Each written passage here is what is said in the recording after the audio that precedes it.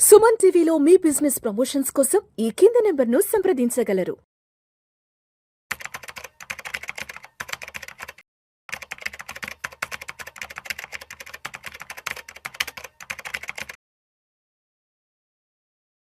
నమస్తే మాధురెడ్డి గారు. నమస్తే అండి. మాధురెడ్డి గారు, భారత్ అమెరికా ట్రేడ్ డీల్ కూడా ఓకే అయిపోయింది కాబట్టి మార్కెట్లలో కూడా బాగా జోష్ వచ్చింది. మార్కెట్లలో కూడా మంచి ర్యాలీ వచ్చింది.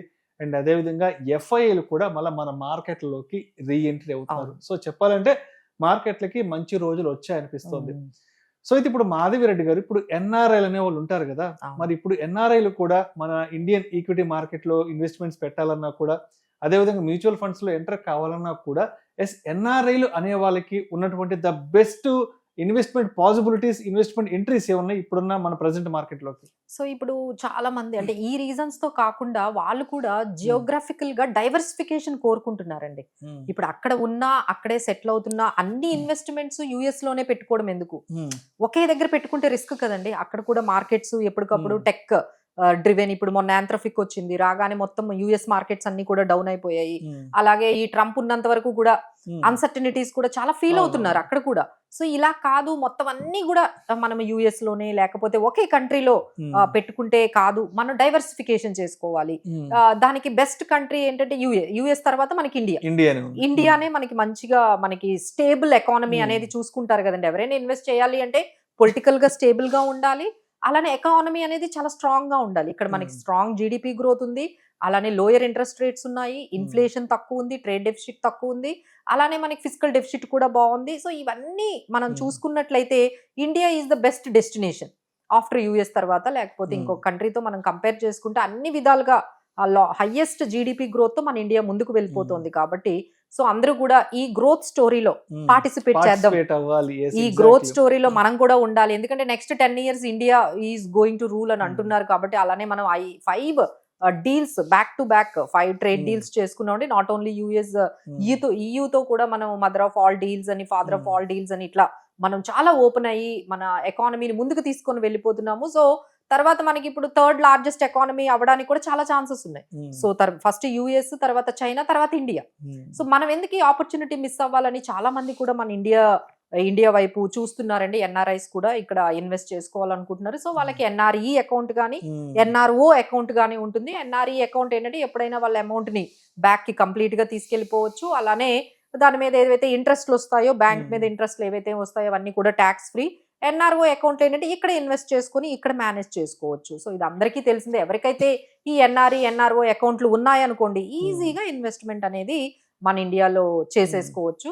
సో దీనికి మనకి బేసికల్ గా బెటర్ ఆప్షన్స్ ఏంటి అంటే మ్యూచువల్ ఫండ్స్ ద్వారా వాళ్ళు ఎంట్రీ తీసుకోవచ్చు. అన్ని అంటే మేము ఇక్కడ చెప్పేది ఏంటంటే ఎస్పెషల్లీ యుఎస్, కెనడాలో ఉండే వాళ్ళు ఏంటంటే ఇండియాకి వచ్చినప్పుడే వీళ్ళు ఇలా అకౌంట్ ఓపెన్ చేసుకుంటే ఈజీ అయిపోతుందండి. So whenever they are coming to ఇండియాలో ఒకసారి విజిట్ మీద కానీ లేకపోతే ఏదైనా ఇక్కడ ఇంటికి కానీ వచ్చారనుకోండి, వచ్చినప్పుడు ఈ ఫార్మాలిటీస్ అన్ని కంప్లీట్ చేసుకుంటే మీకు ఈజీ అయిపోతుంది. డిమాట్ అకౌంట్ ఓపెన్ చేసుకోవడం కానీ, ఇన్వెస్ట్మెంట్స్ పెట్టుకోవడం కానీ, ఎలాంటి మన మ్యూచువల్ ఫండ్స్ లో కూడా మనకి పెట్టుకోవడానికి ఈజీగా అనేది మనకు కనిపిస్తుంది.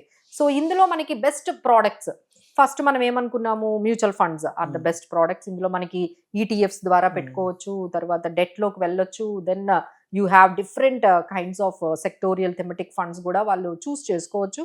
గోల్డ్ అండ్ సిల్వర్ లో కూడా ఇన్వెస్ట్ చేసుకోవచ్చు. ఆ తర్వాత మనకి నెక్స్ట్ పిఎంఎస్ అండి.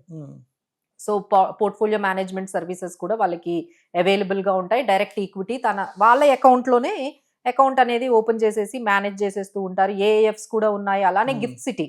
ఇప్పుడు అందరూ కూడా గిఫ్ట్ సిటీ వైపు ఎందుకు చూస్తున్నారంటే, అసలు ఎస్పెషల్లీ ఎవరైతే మిడిల్ ఈస్ట్ లో ఉన్నారో, అంటే యుఏఈ, దుబాయ్, బెహ్రెయిన్, ఈ కెరేబియన్ ఐలాండ్స్, ఈ గిఫ్ట్ సిటీలో ఏంటంటే మీ కంట్రీలో ఉన్న ట్యాక్స్ పడుతుంది, అంతేగాని ఇండియాలో ట్యాక్స్ కట్టాల్సిన అవసరం ఉండదు.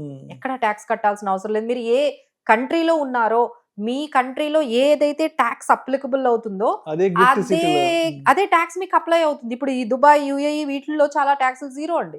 అంటే ఏంటి, మీరు అసలు ట్యాక్సే కట్టక్కర్లేదు. సో గిఫ్ట్ సిటీ ద్వారా మీరు ఇండియన్ ఈక్విటీలోకి ఎంటర్ అవ్వచ్చు, మీరు ట్యాక్స్ కూడా కట్టక్కర్లేదు. సో ఈ ప్రోగ్రామ్ ఎవరైతే చూస్తున్నారో వాళ్ళ ఏదైతే కంట్రీలో ఉన్నారో అక్కడ కానీ ట్యాక్సెస్ తక్కువైతే gift city is the best అండి.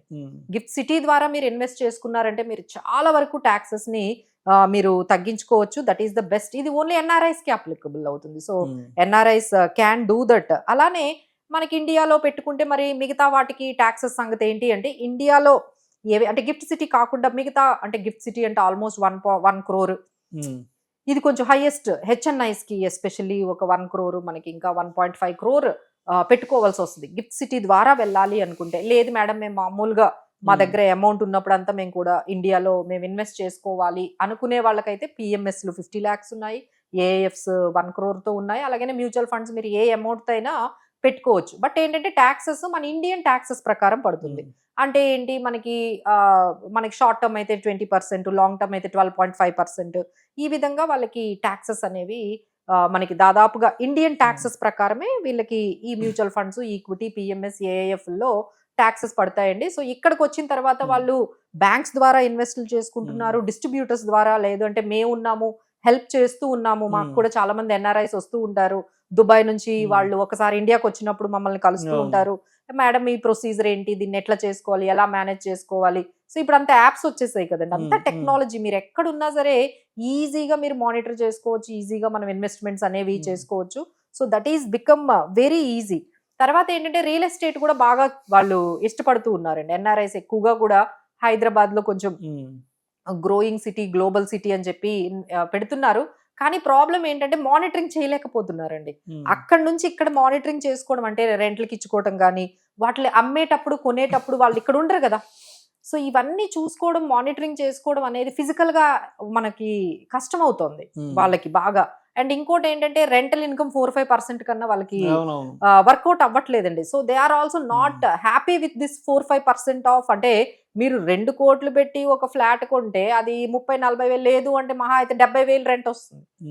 సో దాని వల్ల ఏమవుతుంది, 4% వాళ్ళకి వస్తుంది. ఇంత మేము కష్టపడి ఇన్ని 2 కోట్లు పెడితే, 1 కోటి రూపాయలు పెడితే మాకు 4-5% రెంటల్ ఇన్కమ్ ఎందుకని వాళ్ళందరూ కూడా పెద్దగా ఇప్పుడు ఇంట్రెస్ట్ అనేది కొంచెం, ఎప్పుడైతే రియల్ ఎస్టేట్ పెరిగిపోయిందో వాళ్ళందరూ కూడా దీని మీద కొంచెం ఇంట్రెస్ట్ అనేది తగ్గించారండి. మేము కూడా అదే చెప్తూ ఉన్నాము.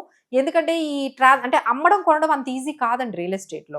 అదే మీరు మ్యూచువల్ ఫండ్స్, పిఎంఎస్ కానీ లేకపోతే ఏఎఫ్స్ కానీ గిఫ్ట్ సిటీ ద్వారా అంతా కూడా మీకు మానిటరింగ్ అనేది, బయ్యింగ్ కానీ సెల్లింగ్ కానీ మీరు ఎక్కడుంటే అక్కడ ఈజీగా జరిగిపోతుంది. మానిటరింగ్ ఏమి అంటే ఈ రోజుల్లో ఎవరు బిజీ వాళ్ళు ఉన్నారు కదండి. మా అన్నయ్య దగ్గరకు వచ్చి మా హౌస్ ని చూసుకో, లేకపోతే మేము ఈ ఇల్లు అమ్మి పెట్టి చూడు, లేకపోతే ఇల్లు కొనుక్కుంటాం అంటే ఈ రోజుల్లో ఎవరు వర్క్స్ చేస్తున్నారు సార్, ఎవరు చేయటం లేదు. So real estate has become very complicated for the NRIs. వాళ్ళు అక్కడ ఉంటారు, ఇక్కడేమో ఎసెట్స్ ఉంటాయి.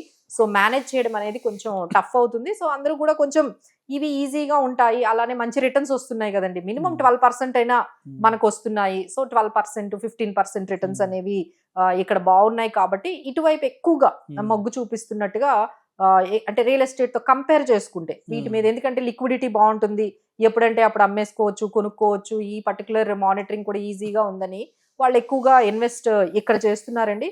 ఇంకోటి ఏంటంటే చాలా మంది ఈ మధ్య ఒక ట్రెండ్ అయితే కనిపిస్తుందండి. మా పేరెంట్ అంటే అప్పటి నుంచి వెళ్ళిన వాళ్ళందరూ కూడా ఒక 20-30 years వాళ్ళ పేరెంట్స్ పెద్దవాళ్ళు అయిపోయారు. మేడం మా పెద్దవాళ్ళని చూసుకోవడానికి మేము ఎప్పుడోకప్పుడు ఇండియాకి వచ్చేయాలనే అనుకుంటున్నాం అనే వాళ్ళు ఎక్కువ మంది అయ్యారండి. బికాస్ ఆఫ్ ట్రంప్ పెట్టే అన్సర్టనిటీస్ గానీ, ఈ మధ్య ట్రంప్ పెట్టిన హింసతో చాలా మంది వచ్చేద్దాం చాలా. ఎందుకంటే H1B వీసాస్ వాళ్ళకి కన్ఫర్మ్ చేయట్లేదు. ఒక కాంట్రాక్ట్ అయిపోగానే మీరు వెళ్ళిపోండి అంటున్నారు. మళ్ళీ అక్కడ ఉన్న కాంట్రాక్ట్ జాబులు కూడా చేసుకొని ఇవ్వట్లేదండి ఇండియన్స్ ని. పార్ట్ టైం జాబులు ఏమి కూడా దొరకట్లేదు. సో అక్కడ ఇన్ఫ్లేషన్ కూడా పెరిగింది కదండి. సో ఇవన్నిటితో ఏంటంటే ఎప్పుడైనా సిచ్యువేషన్ బాగోపోతే వచ్చేద్దాం అనే మైండ్ సెట్ లోనే ఎక్కువ మంది మనకి ఈ మధ్య కాలంలో ఎక్కువగా కనిపిస్తున్నారు. మా పేరెంట్స్ ని చూసుకోవడానికి గానీ, లేకపోతే మాకున్న రియల్ ఎస్టేట్లు చూసుకోవడానికి గానీ, ఇక్కడే బాగుంటుంది, అక్కడ అన్ని పనులు మనమే చేసుకోవాలి కదండి. సో ఆ సిచ్యువేషన్ కూడా ఇక్కడికి వచ్చిన తర్వాత ఇల్లుకి ఈ కంఫర్ట్ జోన్ అలవాటు అయిపోయింది. ఇక్కడ ఎక్కడికి వెళ్ళినా డ్రైవర్స్, వర్కర్స్,